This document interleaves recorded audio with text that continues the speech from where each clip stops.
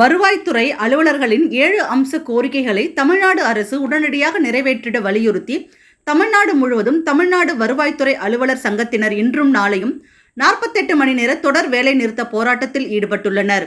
இதனைத் தொடர்ந்து தஞ்சையிலும் மாவட்ட ஆட்சியர் அலுவலகம், வட்டாட்சியர் அலுவலகம் உள்ளிட்ட வருவாய்த்துறை அலுவலகங்களில் பணியாற்றும் வருவாய்த்துறை அலுவலர்களும் இந்த வேலை நிறுத்த போராட்டத்தில் ஈடுபட்டு வருகின்றனர். இந்த போராட்டத்திற்கு தலைமை வகிக்கும் தமிழ்நாடு வருவாய்த்துறை அலுவலர் சங்கத்தின் தஞ்சை மாவட்ட தலைவர் பார்த்தசாரதி அளித்த பேட்டியில், வருவாய் மற்றும் பேரிடர் மேலாண்மை துறையில் 3 ஆண்டுகளுக்கும் மேலாக காலியாக உள்ள அலுவலக உதவியாளர் பணியிடங்களை நிரப்ப அரசாணை வெளியிட வேண்டும்.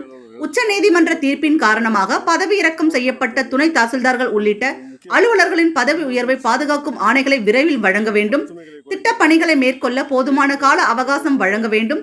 அடிப்படை கூடுதல் தன்னார்வலர்கள் நிதி ஒதுக்கீடு மற்றும் அடிப்படை கட்டமைப்பு வசதிகளை வழங்க வேண்டும் என்பன போன்ற 7 அம்ச கோரிக்கைகளை வலியுறுத்தி தமிழ்நாடு முழுவதும் வருவாய்த்துறை அலுவலர்கள் 48 மணி நேர தொடர் வேலை நிறுத்தத்தில் ஈடுபட்டுள்ளனர்.